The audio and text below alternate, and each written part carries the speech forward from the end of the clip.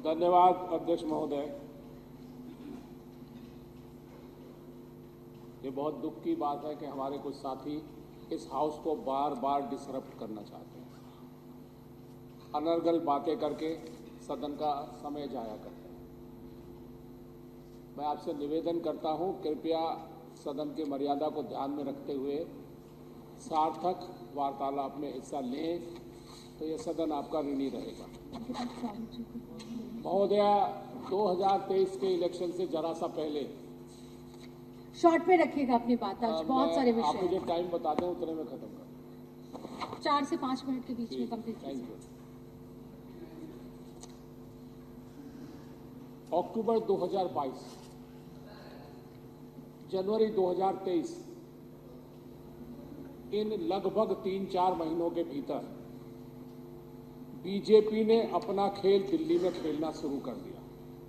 ये वो समय था जब बीजेपी ना चाहते हुए भी एमसीडी का इलेक्शन करवाने पर मजबूर हो गई है।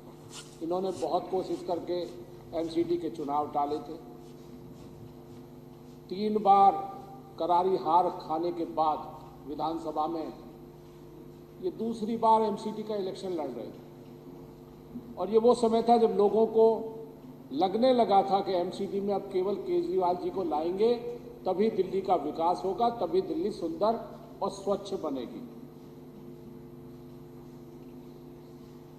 हेल्थ डिपार्टमेंट के ऑफिसर्स, प्रिंसिपल सेक्रेटरी, फाइनेंस के सेक्रेटरी, सोशल वेलफेयर के सेक्रेटरी ने अपने बड़े आकाओं की मदद से दिल्ली में उस डेवलपमेंट के प्रोसेस को रोकना शुरू कर दिया। वो चाहे मोहल्ला क्लिनिक का हो, जहां डॉक्टर्स की सैलरी अचानक आनी बंद हो गई। मोहल्ला क्लिनिक्स की जो बिजली के कनेक्शन थे, उनका ओवर पेमेंट की वजह से, ड्यू पेमेंट होने की वजह से कनेक्शन कटने लगे थे। स्टाफ की स्केर्सिटी थी, दवाइयों की उपलब्धता नहीं के बराबर थी, लिहाजा एक एक करके मोहल्ला क्लिनिक बंद होने लगे। लोगों ने हाय तौबा मचाई, अखबारों ने लिखना शुरू कर दिया। ये बहुत अचरज की बात थी कि सब लोगों को पता चल रहा था कि मोहल्ला क्लिनिक्स में सब कुछ ठीक नहीं है, अखबार लिख रहे थे, परंतु अफसर आंख और कान बंद कर आराम से बैठे थे, क्योंकि उन्हें लग रहा था कि अगर उस पर कोई एक्शन हुआ तो बीजेपी इलेक्शन नहीं जीत पाएगी। यही हाल सोशल वेलफेयर डिपार्टमेंट का हो गया। बुजुर्गों को, विधवाओं को, ऐसे लोगों को पेंशन आनी बंद हो गई। बार बार वो लोग जो डिपेंडेंट थे केवल पेंशन पर, और पेंशन अगर हम दिल्ली के स्वरूप को देखें तो ज्यादातर लोग ऐसे हैं जिनके आगे पीछे कोई नहीं है। हमने बहुत सारे ऐसे लोग रोते देखे हैं जिनकी 1-2 महीने की पेंशन ना आए तो रोने लगते हैं कि इससे तो मेरी दवाई का खर्चा चल रहा है। ऐसे लोगों को 3-3, 4-4 महीने अगर पेंशन नहीं मिलेगी तो आप समझ सकते हैं कि वो दोष किसको देंगे। वो नहीं जानते कि जो सेंट्रल गवर्नमेंट है या बीजेपी है या बीजेपी शासित ऐसे बेईमान अफसर उसमें हिस्सेदार हैं, उनको केवल लगता है कि शायद केजरीवाल जी के दफ्तर से पेंशन नहीं आ रही, और कईयों को तो लगता था शायद एमएलए के दफ्तर से पेंशन मिलती है, शायद एमएलए साहब दफ्तर से पेंशन रिलीज नहीं कर रहे। ये वो समय था जब टीडीपीएल को सब्सिडी रिलीज करनी थी, वो बंद कर दी। डीजेबी, दिल्ली जल बोर्ड के सारे चलते हुए जितने भी प्रोजेक्ट थे रुकने लगे, क्योंकि ठेकेदारों की पेमेंट बंद होने लगी। जहां कहीं सीवर का काम हो रहा था, ठेकेदार को पार्ट पेमेंट मिलनी थी, उसके रुकने के कारण वो जल बोर्ड के काम रुके, लोगों को असुविधा हुई। यही बीजेपी चाहती थी। दिल्ली में पानी की समस्या कभी अभी खत्म नहीं हो पाएगी, टाइम लगेगा, क्योंकि हमारे पास कितने ही साधन हो, परंतु इन अफसरों की इच्छा शक्ति के बिना यह संभव नहीं है, क्योंकि फाइनेंस से जब तक पैसा सही समय पर रिलीज नहीं होगा, जल बोर्ड को जब तक पैसा नहीं मिलेगा, तब तक ये प्रोजेक्ट न तो शुरू हो पाएंगे न कंप्लीट हो पाएंगे। इन पिछले सालों से, जब से श्रीमान केजरीवाल जी की सरकार 2013 मान लो 15 से आई है, उससे पहले यहाँ दिल्ली की हालत जो थी, हमने कल विस्तार से यहाँ चर्चा देखी है, सुनी है और समझी है।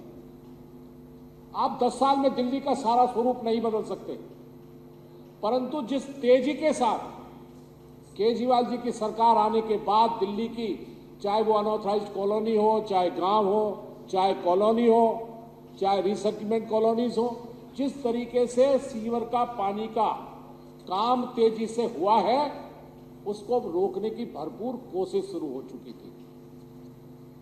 यही कारण था कि लोगों ने बार बार शोर मचाना शुरू कर दिया। अखबारों में लगातार 3-4 महीने लगातार आती रही खबर हर डिपार्टमेंट के बारे में, चाहे वो जल बोर्ड था, चाहे मोहल्ला क्लिनिक था, बस के मार्शल्स। आपने बस के मार्शल्स की तनख्वाह देनी बंद कर दी। और तो और एक बड़ा बहुत केजरीवाल जी का, पता नहीं, हमें कई बार लगता है कि शायद केजरीवाल जी ने बहुत ही ज्यादा काम करके अपने लिए मुसीबत ले ली। वो तो अगर पुरानी सरकार की तरह चुप कुछ ना करते, चाहे बीजेपी की सरकार थी, कुछ नहीं किया तो सेंटर से दोस्ती रही। भले ही दोनों सरकारें विपरीत थी, कांग्रेस सरकार सेंटर में थी, बीजेपी दिल्ली में थी, बीजेपी सेंटर में थी, दिल्ली में कांग्रेस थी, कभी झगड़ा नहीं हुआ, क्योंकि वो कुछ करते ही नहीं थे, झगड़ा कहां से होता। वो कोई नया काम सोचते ही नहीं थे, किसी को परेशानी नहीं थी, सेंटर को कभी परेशानी नहीं हुई, उन्हें लगा ही नहीं कि हमारा ये कंपटीटर हो रहे हैं। यहाँ के केजरीवाल जी ने कंपटीटर बनना शुरू कर दिया। उन्होंने विकास के काम जरूरत से ज्यादा करने शुरू कर दिए। अगर ये मोहल्ला क्लिनिक ना खोलते तो ठीक थे, कोई दुश्मनी नहीं थी। ये बसों में मार्शल ना लगाते, ये लोगों को मुफ्त बिजली ना देते, पानी ना देते, कुछ भी कोई नया काम ना करते, स्कूल ना बनाते। आप देखो, मेरी विधानसभा में 9 सरकारी स्कूल हैं, 9 के 9 बने हैं। इसका मतलब 9 के 9 को बनने की जरूरत थी। दिल्ली में 525 स्कूल बने हैं, सबको बनने की जरूरत थी तभी बने। मोहल्ला क्लिनिक्स बने क्योंकि अस्पताल की हालत खराब थी। सरकारी अस्पतालों में जिस तरीके से इंफ्रास्ट्रक्चर पैदा किया गया, ये पहले से जरूरत थी पर किसी ने किया नहीं। यही लड़ाई का सबसे बड़ा, मुझे लगता है अभी 3 मिनट हुए हैं, थैंक यू। तो आप देखो, इसके बाद इन्होंने जो लगातार उस प्रोसेस को डिरेल करने की कोशिश की और बार बार लोग उसके बारे में चिल्लाते रहे, शोर मचाते रहे।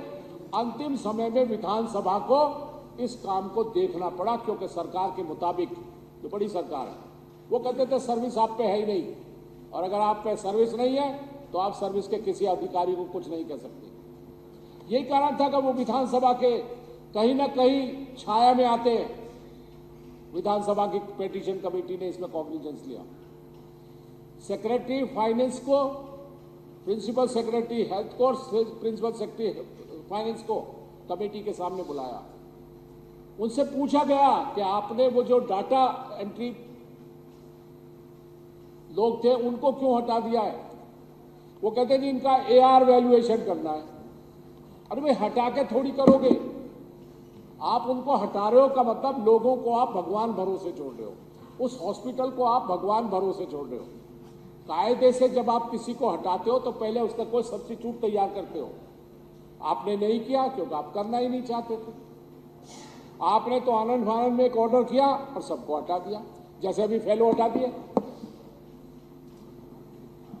आप सोचो, फेलो से आपको क्या लग रहा है? केवल आपको संतुष्टि हो रही है कि हम दिल्ली सरकार को काम नहीं करने दे रहे, दिल्ली सरकार अब वेलफेयर स्टेट नहीं होगी। दिल्ली सरकार एक वेलफेयर स्टेट है। आज दिल्ली सरकार का नाम पूरे हिंदुस्तान में सबसे ज्यादा वेलफेयर करने की वाली सरकार है। आप कहीं किसी से कंपटीशन करा लीजिए, चाहे वो बीजेपी की सरकार हो या कांग्रेस की सरकार हो, दिल्ली की सरकार ने जितने अच्छे काम किए हैं उनमें से एक भी काम आज दिन तक कोई और बीजेपी की या कांग्रेस की सरकार नहीं कर पाई है। और तो और हम बाहर के देशों को भूल जाएंगे कि कौन कौन देखने आता है। अमेरिका की राष्ट्रपति आ रही है, UN का चीफ सेक्रेटरी का फॉर्मर चीफ सेक्रेटरी आ रहे हैं, दुनिया के लोग आ रहे हैं। हम तो कह रहे हैं हमारे यहाँ तो दूसरे चीफ मिनिस्टर आने लगे हैं कि भाई देखें आपके स्कूल कैसे डेवलपमेंट कर रहे हैं। मोहल्ला क्लिनिक कैसे कर रहा है, और वो अपने यहाँ इम्प्लीमेंट करना चाहते हैं। पर आपने एक देखा होगा, बीजेपी का एक नहीं आ रहा है। वो अपने आका से डरते हैं। वो कहते हैं अगर बेटा चले गए वहां तो नौकरी छूट जाएगी। उन्हें डेवलपमेंट की चिंता नहीं है। वो अपने यहाँ मोहल्ला क्लिनिक नहीं खोलेंगे, क्योंकि उनको पता है मोहल्ला क्लिनिक खोला तो आपको कहना पड़ेगा मोहल्ला क्लिनिक का कंसेप्ट अच्छा है। आपने अगर हॉस्पिटल्स को बढ़िया करना शुरू किया, स्कूलों को बढ़िया करना शुरू किया, तो आपको मानना पड़ेगा कि दिल्ली की सरकार लोगों के भले के लिए सबसे अच्छे काम कर रही है। इसलिए बीजेपी की सरकार कहीं भी कोई स्टेट गवर्नमेंट हमें फॉलो नहीं कर रही है। इसलिए नहीं कर रही कि वो लोगों के लिए काम नहीं करना चाहते। वो काम तो करना चाहते हैं, पर ऊपर वाले वो काम नहीं करने देंगे जो केजरीवाल जी कर रहे हैं। यही कारण था कि इस कमेटी ने जब उन सेक्रेटरीज को बुलाया, चाहे वो सोशल वेलफेयर के सेक्रेटरी हों, चाहे वो फाइनेंस के हों, चाहे वो हेल्थ के हों, उनके पास जवाब नहीं था और वो लीपा पोती करते रहे। बल्कि कई बार यह कमेटी की जो रिपोर्ट है उसमें लगा उनका व्यवहार बहुत ही ज्यादा घटिया था। चीफ सेक्रेटरी को तलब किया, चीफ सेक्रेटरी ने माना कि उन्होंने गलती की है। डाटा ऑपरेटर्स को हटा के अचानक और उसकी जगह कोई सब्स्टिट्यूट नहीं किया, ये उनकी गलती थी।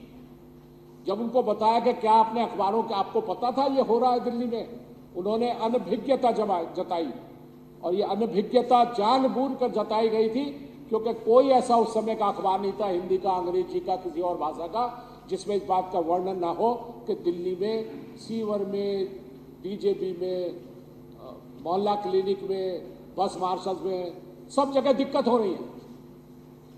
और अंत में उन्होंने एक शब्द कहा, जब कमेटी ने बार बार कहा कि मानते हो गलती की, तो उन्होंने कहा हाँ गलती तो की है इन अफसरों ने। और जब कमेटी ने कहा एक्शन लिया, तो उन्होंने एक शब्द कहा जो बड़ा था। उन्होंने कहा किस किस पर एक्शन लूं, सारे एक जैसे हैं। ये कमेटी की रिपोर्ट में है। उनका वर्ड था किस किस पर एक्शन लूं, सारे एक जैसे हैं। इसका मतलब यह है कि सरकार का हर ऑफिसर उस समय केवल एक काम कर रहा था।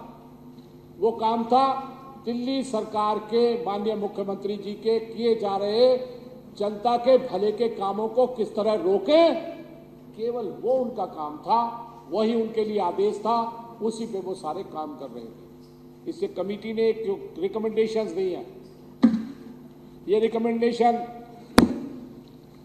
राजेश गुप्ता जी ने पढ़ी हैं। मैं उनको रिपीट नहीं करना चाहूंगा क्योंकि मुझे समय कम दिया आपने। मैं आपका धन्यवाद कर रहा हूं, जितना दे दिया उतना बहुत है।